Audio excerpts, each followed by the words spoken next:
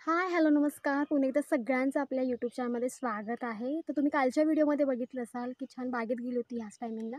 जरा लवकरच गेली होती. तर छान मोहर वगैरे आलेला आहे. सगळ्या काजूंना छान पालवी आलेली आहे, बिना फवारणीची. कारण की गेल्या वर्षी आपण फवारणी केलेली होती, कारण की पालवी येत नव्हती यासाठी. तर झाडांना पालवी म्हणजे ज्या काही सरकारी काजू आहेत त्यांना पालवी वगैरे येतेच किंवा येतच नाही असं पण होतं. तर त्यांना फवारणी ही करावीच लागते.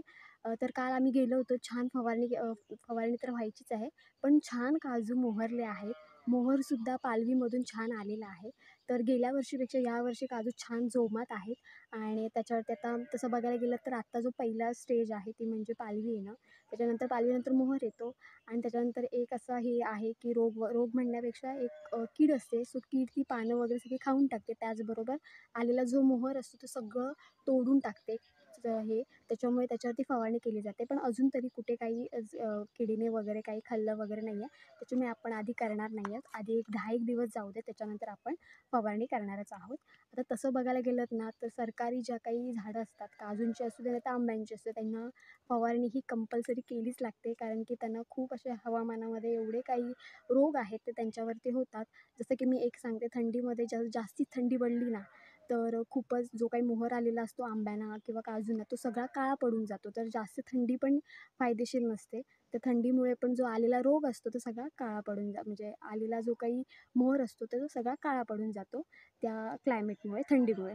तर ह्या ज्या फवारणी आहेत त्या आपल्याला कराव्याच लागतात. जसं आंब्यांवरती फवारणी करतात त्याच पद्धतीने काजूंवरती सुद्धा करतात आणि ह्या कराव्याच लागतात.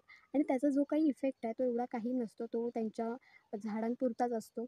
तर असं असतं सगळं. तर आपल्याकडे आता एक होईल फवारणी, त्याच्यानंतर मोहर आल्यावरती एक फवारणी होते. सो अशा 1, 2, 3 फवारण्या होतात. जर मोहर आल्यानंतर काजू काळ्या पडायला लागतात. हा एक सगळ्यात मोठा सिम्प्टम्स आहे काजूंमध्ये. तर ज्या काही काजू येतात मोहरमधून बाहेर तर त्या काळ्या पडतात. तर त्या काळ्या पडतात त्याच्यावरती एक फवारणी केली जाते. तर अशा फवारण्या 2 ते 3 फवारण्या सर्रास आपल्याला कराव्याच लागतात. तर असं सगळं होतं.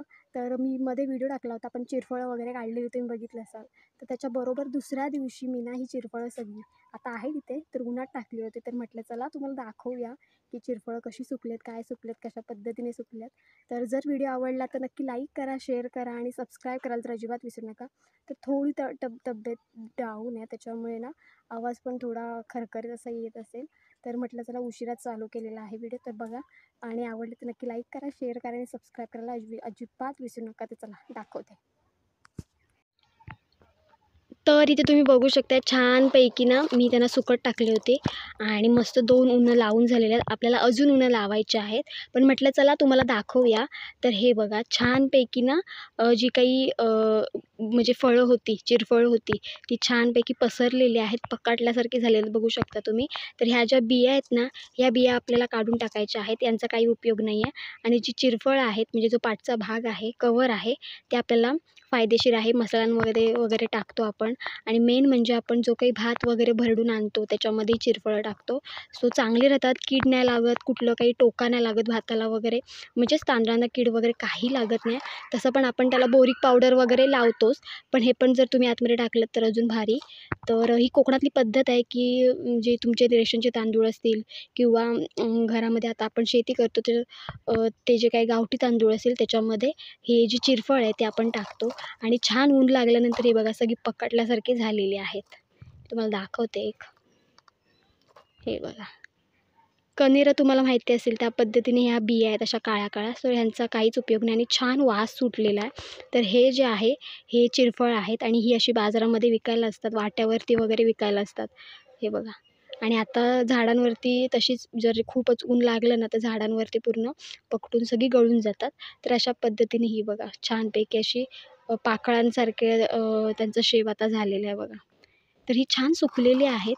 अजून 1-2 ऊन छान लावली की आपण त्यांचा वापर करायला सुरुवात करू शकतो. तर हे पूर्ण ह्या काड्या वगैरे आहेत पाटच्या त्या पण मसाल्यांमध्ये वापरल्या जातात. जसं मी परवाच्या व्हिडिओमध्ये तुम्हाला सांगितलं त्याच पद्धतीने. आणि ह्या ज्या बिया आहेत वरती आलेल्या आहेत त्या आपण काढून टाकणार आहोत. तर अशा पद्धतीने उन्हामध्ये टाकल्यानंतर ह्या जी काही फळं तुम्हाला गोल दिसतच असतील आधी, पण उन्हामध्ये टाकल्यानंतर ही पूर्ण पकटून जातात. हे बघा कशी झाली आहेत. थोडा हिरवा कलर अजून आहे, अजून त्यांना सुकायचं आहे. तर अजून 2 ते 3 उन्हं लावली की छान सुकून जातील. त्याच्यानंतर आपण मसाल्यांमध्ये किंवा आपलं जे काही तांदूळ आहेत भरडून आणलेले त्याच्यामध्ये आपण टाकणार आहोत. सो मी तेव्हा जर आम्ही आता टाकू तेव्हा तुम्हाला मी व्हिडिओमध्ये दाखवीन कशा पद्धतीने. तर बघा येतानाच एकदम झुपकेदार येतात हे बघा. म्हणजे फांद्या बघा केवढ्या मोठ्या-मोठ्या. तर अशी ही चिरफळं आहेत. सो काही जणांनी कमेंट केली होती की आमच्याकडे त्रिफळ म्हणतात. मी काल परवा बोलताना पण तुम्हाला सांगितलं होतं, काही जण तिरफळ बोलतात. तर हे प्रत्येकाच्या जिथे ती लोकं राहत असतील तिथे गावांमध्ये वेगवेगळी नावं असतात. तर जसं की आता चिरफळच अशी नाही, पण बाकीच्या पण जे काही कोकणामध्ये जे काही मोजकेच असे आणि फेमस असे जे काही वस्तू असतील किंवा फळांचे प्रकार असतील त्यांना पण एक वेगवेगळी नावं असतात. तर असे 1-2 कमेंट्स होते की आमच्याकडे याला त्रिफळ म्हणतात.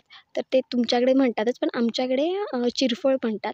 तर अशा पद्धतीने असे कमेंट्स वगैरे आल्या होत्या. सो त्या आता तसं जसं की आपल्याकडे मालवण साईडला वेगळं काही बोललं जातं, आपल्याकडे ह्या साईडला वेगळं काही बोललं जातं.